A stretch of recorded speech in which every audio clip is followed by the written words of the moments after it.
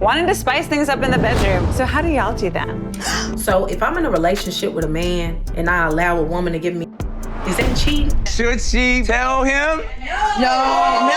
Y'all are so toxic. What do you think about silicone? You got quite a collection. They say Latin women are the best lovers. Ask him if it's true. What do you think? Is it true? I don't want to get in trouble. I'm gonna say something nice, Nick. Welcome to Nick Cannon at Night, the place where we discuss love, sex, and relationships with the experts and our personal friends. And to my left is definitely an expert from being on television, seeing her counsel people on Married at First Sight, to having her own books that she writes. And she truly is a doctor of marriage and family therapy and a certified sex therapist, the author of 4 intimacy styles. Y'all make some noise for Dr. Viviana Coles.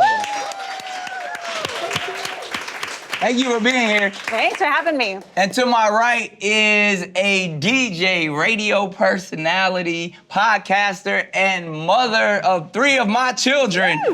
Yeah, exactly. Give it up for that. DJ Abby De La Rosa. Yeah.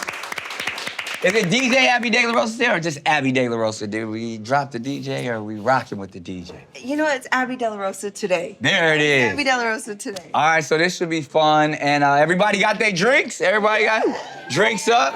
We're gonna start off with our nightcap. Now, as we know, a nightcap can be many different things, but just to set the tone and to break the ice, we got something where there's either truth or cap. And depending on if you get it right, you take a drink or not. So we're gonna see what this nightcap is all about, truth or cap, so we can get our sip on. Let's see what it says. You can't get pregnant if you have sex standing up. Truth or cap? Cap. Everybody said cap. Thank goodness. Thank goodness y'all know. All right, that's cap. well, let's see. Is truth or it is cap? It's definitely. Did anybody think it was true? As we all know, position doesn't stop sperm from doing what they need to do. Pregnancy is possible in any position.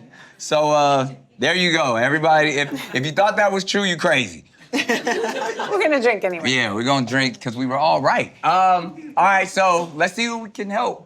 Let's kick this thing off the right way. Our first at-nighter. Let's see what they have to say. Hey, Nick Cannon. My name is Kia Leone out of Dallas, Texas. I got a question for you. Lonnie. So if I'm in a relationship with a man and I allow a woman to give me head, is that cheating? I mean, before I left the house, appearance-wise, he said I ate. And when I saw her, I just wanted her to eat too. And it was actually good. She sounded like a dog drinking water. My bad. It's too much. Yes. I don't want to be with her or nothing. I'm just... All right, Kia, Lonnie. We not judging you. Coming in hot. I'm gonna leave it to the doc to answer that, but I'm not mad at you. I think everybody defines cheating and whatever the structure of their relationship on their own. Sure. But it sounds like she a little freak, so I'm not mad at her. No, I feel like a lot of it is just, well, what are the rules of your partnership? Because if you messing around with another woman is not a problem, and maybe it's even a turn on, maybe it's foreplay, maybe it's just something that y'all are okay with, then it's no problem. Are you lying about it? Yeah. Why are you lying about it? And if you're not lying about it and your partner's cool with it, that's fine. Well, I think that's what we should zero in on when she said, She was implying he doesn't know. If you're being dishonest. It doesn't matter if it's with a man or woman, non-binary, whatever. But I'm sure she seems like she has a bright and vibrant personality. So whoever her dude is probably with the shits too. Yeah. And why wouldn't you have that conversation and be like, look, babe, she know how to sop it up like a dog, But yeah, that seems like that's the type of relationship you have. But anytime you're starting to be dishonest, that is cheating. Because you can't be honest, in my opinion. I agree. Y'all agree? Yes. Wait, I think, Nick, if you would know that I was getting down with a girl behind your back, you'd be like, what's up? Like, the key word is behind my back. Yes, because when it's together, it's like, oh, is she family now or what? But behind his back, it's like, what? That would be a problem. Let's see who else we can help. Hopefully that helped. What up, though? It's your girl T-Barb, and I have a question, especially for you, Mr. Cannon, since you have so many children. At what point in the dating phase should a person introduce their kids to their mate, significant other, or the person they're dating? How long should that process be before they meet the kids? Never.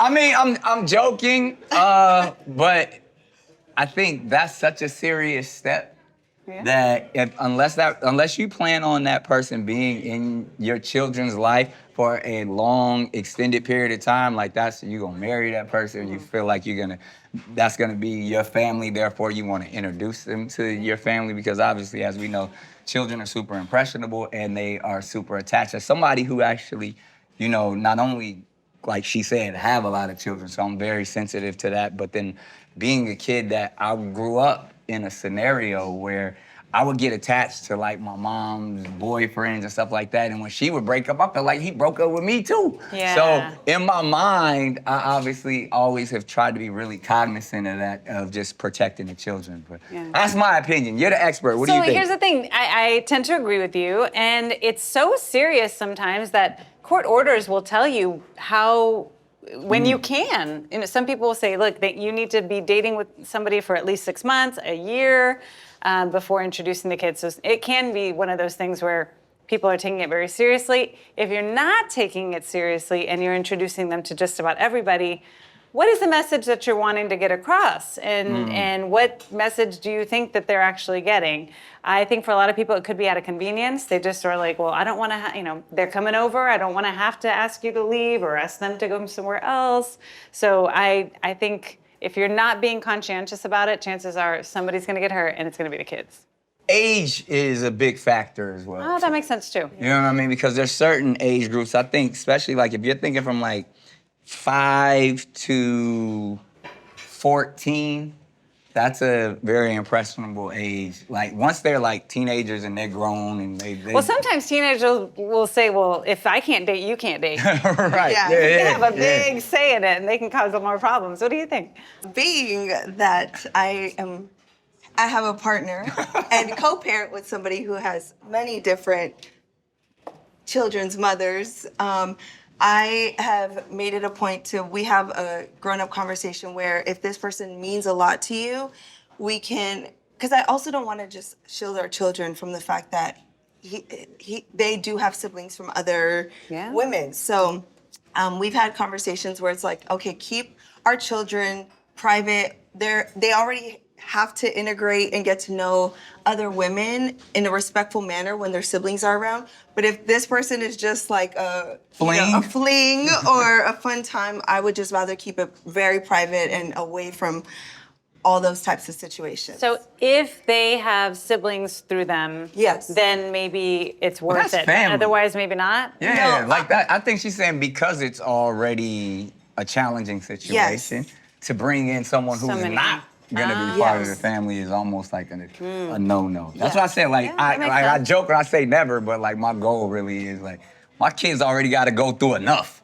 So it's trying to introduce somebody that's not gonna be in their lives for a long time is probably not the wisest. And it's a very short meeting when the kids do interact. It's always just because of siblings or like birthdays or very rarely holidays, but birthdays are our main thing, and we just try to keep an open door policy in our unit where it's like, okay, everyone's welcome, but with certain boundaries. And we've also had our own experiences and challenges in that as well. So it's definitely, like Nick says, it's impressionable, but I think through grown-up conversation and adult conversation and tough conversation, it can be possible. Yeah, and being transparent sometimes is just like, just go straight. Yes. just Communication. Absolutely. Yeah. And then at the end of the day, I mean, even to answer the question in a very simple way, do what's best for the children. Yeah. If everybody's thinking about the kids first, you're gonna make the right decision.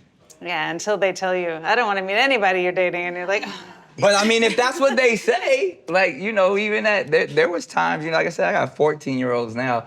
They didn't want to meet anybody. But then therefore you have to have those conversations, and from there it's it's a tough situation. Yeah. It can get very complicated. Super challenging, and thank you for that question. All right, so as we know, that a lot of people are open in their dialogue and their questions, and we welcome that quite a bit. But everybody doesn't want to show their face, so we get a lot of submissions and questions from online, and they're just written. So let's see if we can help some of our at-nighters who wrote in. This is from @WhatThatJose. Yo, my girl's best friend hates me, and I know she's been talking trash, trying to Turn. turn. I speak Jose. Yeah, okay. Like trying to trying to turn my girl against me is causing mad tension. I low-key think her funky ass is jealous. How do I handle? Ask her for a threesome. If the best friend is jealous, just say, do you want to join? Like, what's happening? Well, it depends if the best friend is hot or not, though. He don't sound like he attracted to the what best if the friend. best friend has like a low-key crush He said on with the her girl? funky ass. That means Oh my God. he is not attracted to the friend. Okay, that's true. That's very true. I want to know what she's saying because it's probably true. Well, I mean, usually your friend is always looking out for you. Right. Yes. And especially if they're your best friend, they're gonna have your back. And I've seen many scenarios where the best friend is like, I do not like him, and all that. And they usually are right. There's something always there. Something going on. But from his perspective, she probably is calling him out on his bullshit or whatever he is. And he might be saying she's jealous just to like get her to stop. Right. Like planting some doubt there. This is, Jose, I'm onto you. Or she could actually be during girls' night getting too detailed about the relationship, and then the She might be friend just oversharing. oversharing, and that can be very problematic in the relationship. Yeah. But we gotta help Jose. Like, Jose is the one with the problem. It ain't her. Jose is tired of this funky ass best friend. Talk to his girl. Ask her why is the friend giving him some sort of attitude, because oversharing during girls' night, one too many drinks and the details come out. Yeah, and people mainly share the bad. They don't tend to come back and say, oh my gosh, he did the most amazing thing, or we talked through it and things are better now most of the time. Yeah. Look here, Jose, I got you. This is what you gotta do. Be extremely kind and nice to the best friend. Even if you can't stand her funky ass. Every time she may say something negative about you, say something positive about her. Oh. Every time that seems like she's starting some stuff or seems jealous, go the other way and kill her with kindness. Because one or two things are gonna happen. She's either gonna soften up and be like, oh, he actually isn't that bad of a guy, or you're gonna see the demon come out and it'll be on her. Yeah, then it's gonna be, she gonna flip, and at least he'll always have a clean conscience and be able to be like, look, I tried my best to do everything I could because I respect you, love you, and this is your best friend. And she's continued to hate on me, and his girl is only gonna notice. Yeah, let her become the problem. Yeah. There you go, Jose. From a man's perspective.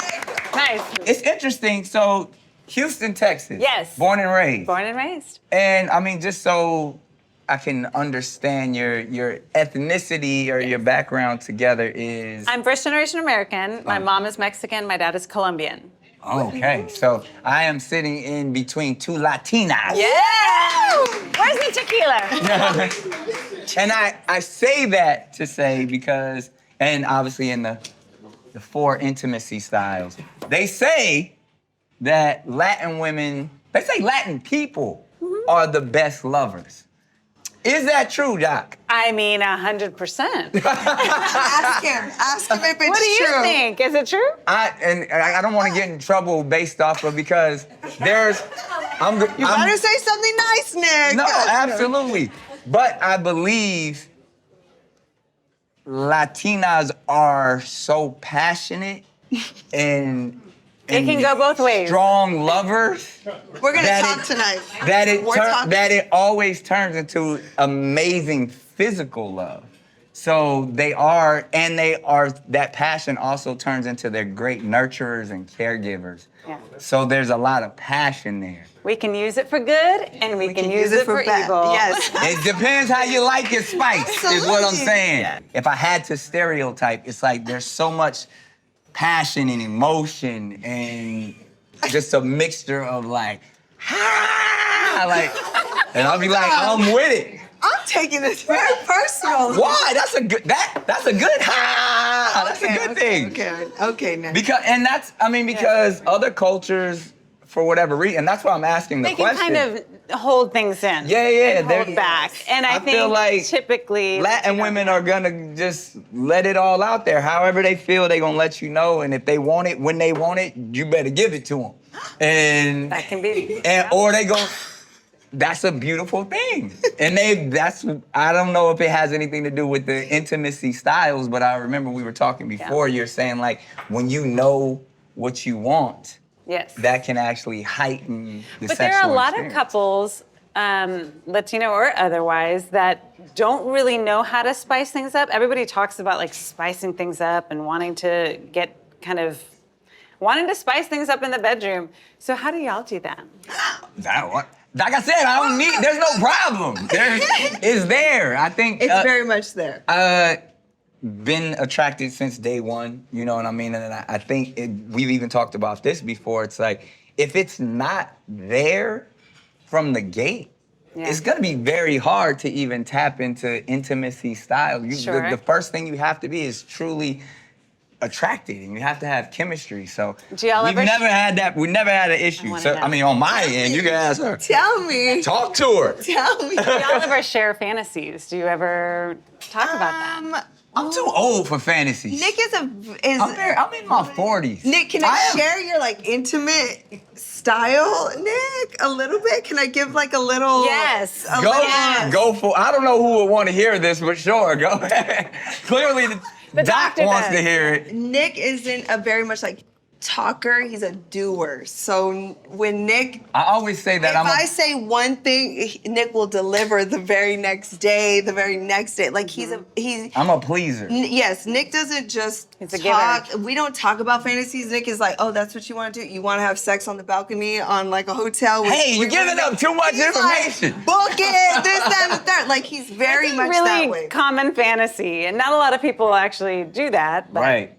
But they want to. Hey, But they want to. I'm a pleaser. And speaking of being a pleaser and being as open as we possibly can, clearly we just telling all the business today. I'm sorry. Everybody doesn't always get that opportunity. So this is one of my favorite segments of the show. We have the opportunity to make things anonymous. Yes. We disguise voices and we don't show their face, and it usually gets a little spicy. So let's see what our anonymous question is today. Hey, Nick and my name is Anna, and I have a question. Well, more like a confession, but I need your guys' help. I cheated once and I never told my partner. I am still in love with him, and I made a mistake, and I know it will hurt him, so what should I do? Should I confess, or do I just let it die out? Should she tell him? No. Y'all are so toxic. Really depends on the circumstances. If this was out of opportunity, it was truly one time, she feels like it was a mistake, and it's not something that she would ever do again or believes that she would ever do again, sometimes it can be worse to share something like that. It's But true. then you just gonna hold that forever? Well, that's her consequence. Okay, I feel like She has to deal with it. in this life we connect with many people. Martha Stewart talked about it. She was on her honeymoon and made out with someone in like the Yeah, that was horrible.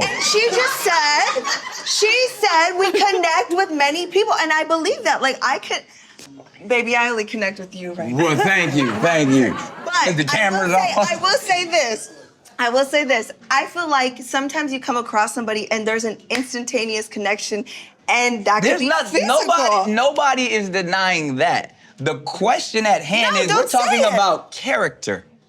Oh my! No, now we're going deep, Nick. Now we're going too deep. No, it is true. It is true. Pheromones, No. endorphins, chemistry, frequencies, all of that matters. Yes. But the thing is, who are you as a person? So wait. therefore, your character is on trial here, and you got to deal with that at night. That does not make you a bad person Yes, for it finding does. somebody else. It's very nuanced. No, but there's no such thing as bad people, but that is definitely a bad trait. She did something bad. She did something wrong. And she's she's double downing on the badness by keeping it to herself and never sharing it with the person she loves. Is that a bad thing, really, though? This is what I'm noticing. All of the women in here are saying, don't say nothing. Everybody's always talking about wanting men to be honest and wanting men to be upfront. But that's the thing. The circumstances matter. If this was a year ago, if this was truly a one-night thing, and she feels like she's worked through the reasons why it happened and doesn't want to do it again. But if she's like, little lies here, little lies there, oh, it could happen again, then yeah, that's a problem. It's a hard one. That's a hard one. It matters.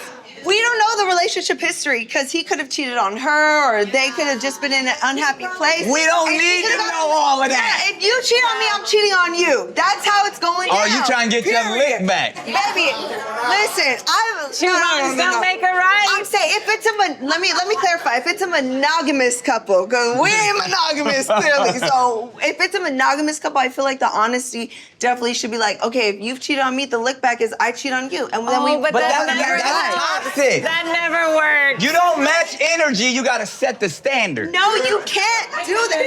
No. It doesn't reset. No. Matching energy is toxic. The tit for tat never works. So this is What? Anna. We gonna go to church for a second. If we talking about cleansing our spirit and our process, the more that you hold on to poison, the more poisonous you will be. So that's inside you. So even if for yourself, you're not even doing it for your boyfriend. You're clearly having an issue here. This is bothering you. That's why you submitted this question.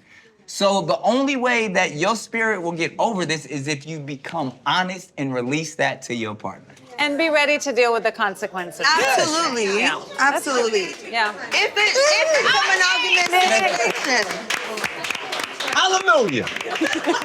I'm glad this got everybody so riled up and talkative because this is the portion of the show that also gets exciting because we open the floor up for questions and conversation and comments. It doesn't have to be about that specific one, but Athena, I see you are. She already ready.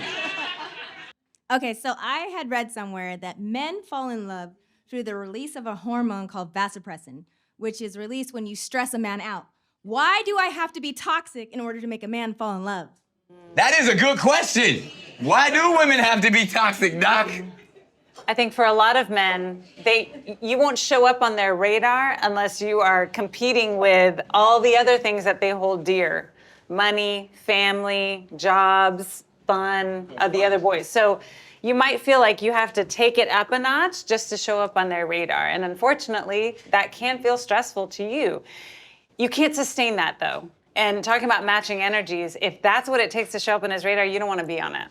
I've found with Nick, if I'm silent, this man comes pulling up. This man is double texting, double calling. If I'm just like, okay, KK, or if I like a text and not responsive to his paragraphs, and I go silent, he pulls up immediately. So when you switch energy. When I switch energies, yeah. But if I ever get toxic, he disappears. Like, I don't hear him. I definitely have found it to be the opposite. If you don't want to feed it. Actually use silence as my weapon of choice, I definitely get more of a reaction out of him than if I'm like, like, let me be toxic and jump out of windows and things like. I've never found a reaction from Nick out of that. If anything, I gotta call him and be like, where are you? It's been a week, like what? But silence has definitely been like my best answer for that. When you're in a new scenario or you are on the dating scene, it's chemical, right? Like, so, and we get confused a lot of times by those endorphin releases or the adrenaline rushes of like, ooh, this person is dangerous for me, or ooh, like men, we're attracted to the challenge. Yeah. We're attracted to the chase. So any woman that's all over us from the gate, we like, all right, that's not, there's no challenge there, there's no chase there. But if she's a little toxic, a little crazy, we're gonna be like, ooh, I can tame that. Ooh, I can jump in and as the lion energy in me, I can make that part of my pride and that feeds my ego a little bit. I mean, it's not for me, but... But I'm saying, like, that's why, if I know there's a chick, she's super spicy, she talking that talk, she don't need me, all of that type of stuff, I'm like, oh, that's the challenge. I'm gonna get her. And that's usually me seeing the toxicity and saying, I can tame that toxicity. Yeah, but then where is she like? That's all ego. But yeah, but then who is she after you kind of mess up with her personality? That's a great question. So the question should be, are you that toxic or are you just acting toxic to get the man? I'm not toxic. I'm uninterested at that point. She doesn't want to play that game. She asked the question. Right, but she said that why are they attracted to women who are toxic when she doesn't want to be toxic? So I think that's what it is. I think it's ego. If we're talking about what it is, men are like, look, if she is out there like that and she outside in those moments, nobody's gonna instantly be attracted to someone that's docile. Yeah. I think even in the same thing, I don't think it's just with guys going after girls. I think it's probably even more prominent with the type of women, the type of guys women like. That's why I say women like bad boys, because it's that same energy, because it's like, ooh, there's something exciting there. All the good guys and girls are just sitting there being kind and loving, and they get looked over because they're not. I think a lot of these men who are kind of showing their toxicity, at least the women are like, well, at least I know what it is. Whereas these nice guys, they're like, how am I gonna figure it out? When am I gonna find out he's like got puppies in the closet, you know? Like, so it's almost like I'd rather see it and know that it's there than have to be like, well, when is the other shoe gonna drop? Thank you for your question. Hopefully, we got time for one more question. Fellas, come on, I need to hear from y'all. Y'all got a question, a comment? Simple question. I feel like everybody wants to know this one. What's with women and not being able to take accountability within relationships? Oh, hell no. You know that double standard, if you do something, it's okay if you do it, but it's a problem when I do it. I'm gonna need an example, sir. Yeah, No, please, but there's been so many examples in this episode. I feel like he's making a good point. It's the theme in which we're talking about. Can we get perspective though, love? I would like to bring in an open relationship and a monogamous relationship type of situation because they're both so different. But they're all based off of respect and honesty. I think that's the thing, and that's even going back to what we were talking about earlier, where every woman in here was like, don't tell them, keep it to yourself. Like, because even most of the women that agreed with that one being like, okay, don't say nothing, but if it was vice versa, you would be, ooh, oh, I hate that man, oh, spiteful, ooh, all that. And because we get all of these terms thrown at us, like gaslighting and breadcrumbing. Yeah, the narcissist thing, but when we start saying things like accountability, then that, for whatever reason, and I'm trying to say this as kindly, as gently as possible, but that's the thing where it seems like that strikes a chord with a lot of women when we're working on ourselves, trying to be the best version because you guys constantly tell us what we need to do to fix ourselves. But then when we say, just take accountability, especially even in a disagreement, it's like, why can't you just own what? So there are a lot of people who are it's never one-sided. Avoidant. Yeah. And there are many reasons why people are conflict avoidant. It's not always because they just don't want to get into trouble. Sometimes growing up, they couldn't have any conflict because it turned into chaos every single time. Sometimes they don't even know what they're feeling. They just know that they don't feel safe sharing. Other times people are like, I just really don't want to hurt their feelings, so I just don't want to say my truth. I mean, I see it all the time, but we always want to encourage honesty and transparency, but when your partner doesn't know how to deal with that, then you're not really a safe place to do that, and that's a problem. So you got to create a safe space. You have to create a safe space. You can't ask a question knowing that there's only one right answer.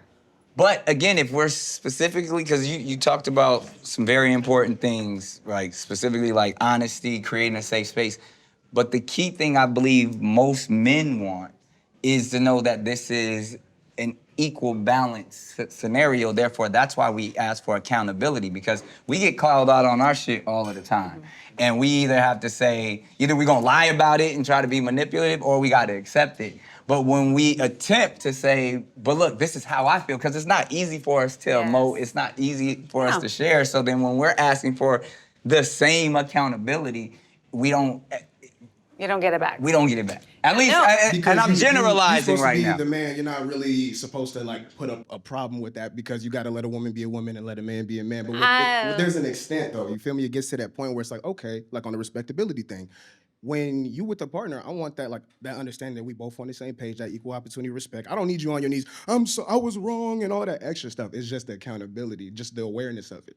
And as men, we don't see a lot of that. Well, that's a problem, though. I think if women are not being respectful, are not being caring, are not being, authentic, that's a problem. Like, I'm never gonna say that's okay because we're women. No, like you should be treating your partner like you would want them to treat you. You should be modeling healthy communication, vulnerability, honesty, and of course, forgiveness when that needs to happen too. And accountability. And accountability. Thank you. That's all we want. Yeah. Speaking of accountability, there's a whole different kind of accountability and honesty that's going on out here in these streets. And I went outside and there was some very opinionated people about a certain subject. Let's see what they had to say. BBLs at night. If you could imagine what BBL stands for, give me the definition. 2 first letters gotta be big black. Ladies. Oh, okay. We're close. It stands for Brazilian butt lift. Oh, I love that. You love that too?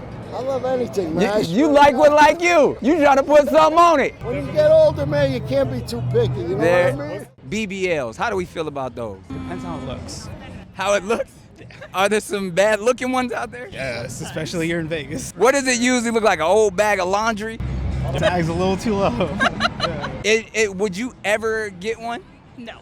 You know men get BBLs too now. I've heard of it. Why you look at him like that? All right, BBLs, how we feel about them? I think they're cool. I think more proportioned ones are the go-tos, How much should one pay for a good BBL? Well, it depends on what your body figure looks like, first of all. You know what I'm saying? Like, if you have, like, a little bit of... Because, some of these chicks walking around with, like, ant booties. Yeah, that's not in anymore. So the oversized ass is not in anymore, but if you get one that looks natural. Proportioned, yes. I think that's okay. How much should that cost? I feel maybe 20 to 30 grand. Damn! Is that right? I mean, okay. That's 15,000 a cheek. Is that what the going rate for the BBLs is? Anybody out there with BBLs? I know girls who is going to people's basement and putting fix-a-flat in their ass, but BBLs, how we feel about them? I don't have a BBL. It's all natural. It's genetics, it's in your family. Genetics. Grandmama had ass. Pretty small, but it's natural. I don't really need it. I don't want a BBL. So are we judging the women who get BBLs? No. Don't lie. Honestly, okay, you want me to be honest? Be honest. I feel like some of the BBLs that they don't match the legs. Because they be walking around off balance. Yes. Maybe they should go to the gym after they get their BBL. I feel like they should go to the gym before they get the BBL. Now, there's this rumor going around, they saying that BBLs stink. Have you heard about this? I heard they coochie wet too. Well, I haven't heard about that one. I haven't heard There's of something about whatever they shooting up in there ain't natural. Have you experienced that? No comment. Oh. How we feel about BBLs? I say on stage that real titties are on the way back, real asses as well, because these silicone titty women's titties is exploding and dripping. They can't feel their nipples no goddamn more. It's leaking. Tijuana, botched ass, Edward Scissorhands, keloid looking ass scars. Tell them how you really feel, Lunel. Autopsy and shit like that. What do you think about silicone titties? I agree with you. You got quite a collection of silicone titties. Leave me alone. How we feel about BBL? Hey, if that's what you like and that's what you want and you're comfortable with that, absolutely. But I got lucky with that, so I don't have to worry about that. You have to worry about. But no hate, no shame. If that's what you want to do, We no not shame. hate. BBLs, how we feel about them? Boom. I don't like them, bro. I don't like them. BBLs, complete deal breaker. Why is that a deal breaker? We built like a stick, and they got like a whole like 2 basketballs. That's what I'm saying. At least make it a little real. You feel me? Like that's not ideal. You know they saying guys is out here getting BBLs now.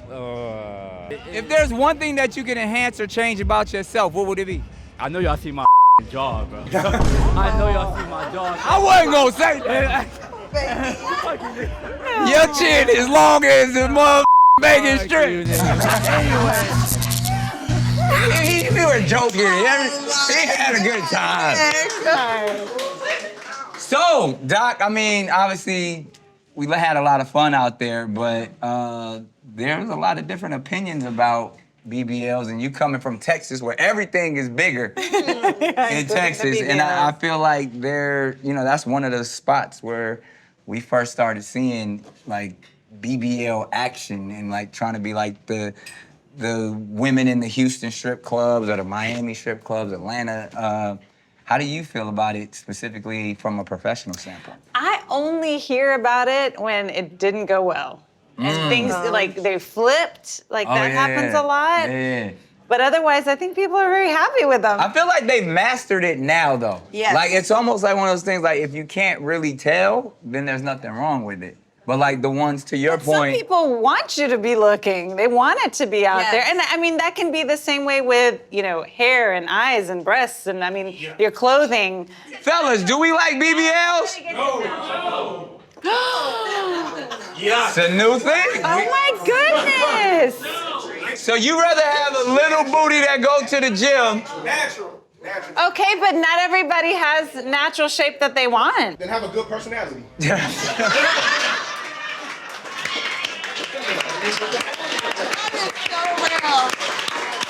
And there you have it. This has been another amazing episode of Nick Cannon and I. Y'all give it up for Dr. Viviana Coles and the amazing Abby De La Rosa. You know what to do. Like, subscribe, slide in our DMs, and we'll holler at you next time.